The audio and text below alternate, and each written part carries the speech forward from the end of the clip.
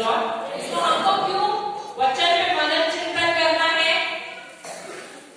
ताकि वही वचन हमारे जीवन का एक हिस्सा बने, हमारे जीवन का एक भाग बने। हम कहते हैं ना ये मेरी आदत हो गई है, तो वो वचन हमारे जीवन की आदत हो जानी चाहिए। लेकिन हमारी आदत क्या है? जीवन और मृत्यु हमारे जबान में, लेकिन हम क्या बात करते हैं ज्यादा? हाँ, हमको आदत किसकी हो गई है? समस्या को बोलने की। Praise the Lord. लेकिन यहाँ वचन क्या कह रहा है? जब हम वचन को बार बार दोहराएंगे, बार बार उस पर मनन और चिंतन करेंगे, तब क्या होगा? वो हमारे जीवन का हिस्सा होगा। आपको पता है मनन चिंतन करना है क्या है? आपको उसके बारे में सोचना है, आपको उसी के बारे में विचार करना है और उसको अपने आंखों के सामने लाना है। आपने देखा है कभी कोई गाय, यहाँ पर तो आपको बहुत दिखाई देते होंगे गाय, तो वो जब घास खाती है तो धीरे धीरे खाती है कि बहुत जल्दी जल्दी में खाती है? जल्दी जल्दी में खाती है। क्यों? क्योंकि फिर वो जहाँ छांव है जाकर वहां नीचे बैठ जाती है, जाती है कि नहीं? और फिर क्या करती है? जो भी खाया है उसे निकालती है और चबाती बैठती है, चबाती बैठती है। हाँ या नहीं? या रांची में होता है? और उसके बाद चबाने से क्या होता है? दूध मिलता है या नहीं? हाँ, तो उसी प्रकार यहाँ परमेश्वर हमसे क्या कह रहे हैं? जो वचन हम लेते हैं तो उसे बार बार, जो हमने पढ़ा है, अभी आप सब बाइबल पढ़ते हैं सुबह? कौन बाइबल पढ़ते हैं सुबह? अगर मैं शाम को आपको पूछूंगी कि कल आपने क्या पढ़ा था, आपको याद रहेगा? क्यों? क्यों नहीं याद रहेगा? क्योंकि आपने उस पर मनन चिंतन नहीं किया। परंतु ये जो गाय क्या करती है, वो जो घास खाती है उसे बार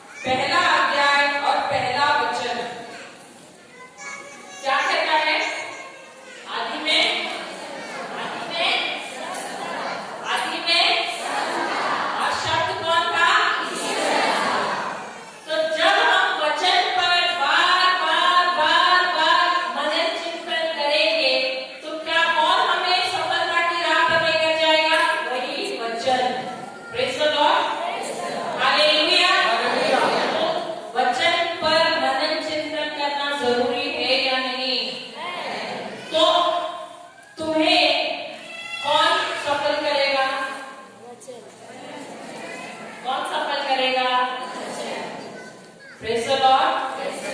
तो तुम्हारा भविष्य किसके हाथ में है? किसके हाथ में? परमेश्वर के हाथ में है, तुम्हारे हाथ में है? हाँ? किसके हाथ में? कौन कहता है कि आपके हाथ में है? मेरे हाथ में है करके कौन कहता है? इसका मतलब आपको सबको समझा ही नहीं। मनन चिंतन परमेश्वर करेंगे, वचन मेरे आप करेंगे।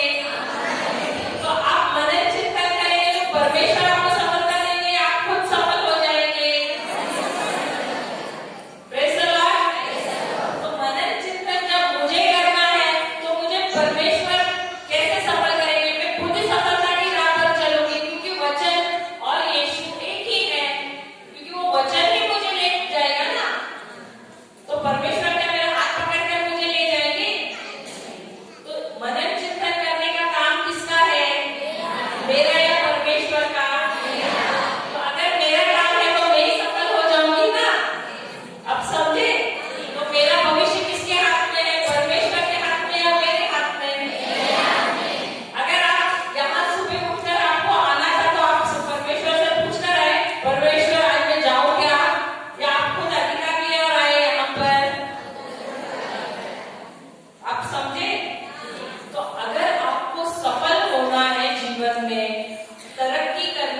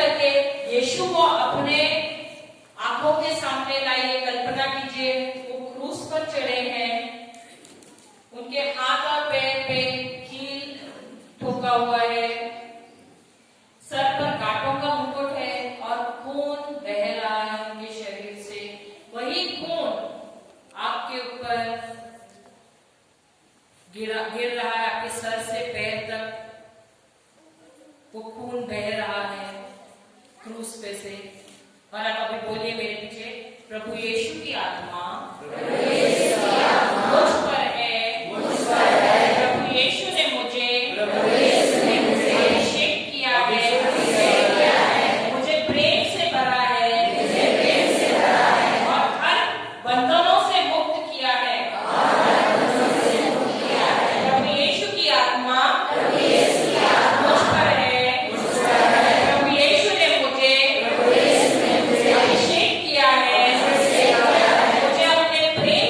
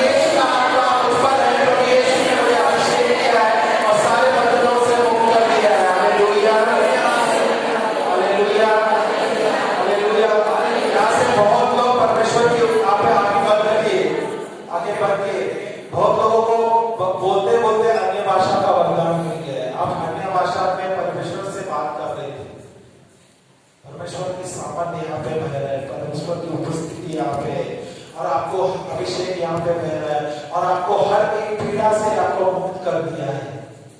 सिर्फ आपको विश्वास करना है। जब जो शब्द आप बोल रहे, बार बार बोल रहे, उस पर आपका विश्वास फैल रहा है, और जो शब्द आप हृदय से बोल रहे हैं आपको सामर्थ्य मिला रहा है, अभिषेक दे रहा है। हालेलुया, हालेलुया, हालेलुया, यीशु की जय, यीशु की जय, यीशु की जय। कितने लोगों को शांति मिल रही है? हाथों तक कीजिए। कितने लोगों को परमेश्वर की उपस्थिति पा रहे हैं? बहुत सारे लोगों को मिला है। परमेश्वर का प्रेम में भर दिया है, परमेश्वर ने आपको उनके प्रेम में भर दिया है। Hallelujah, hallelujah, hallelujah.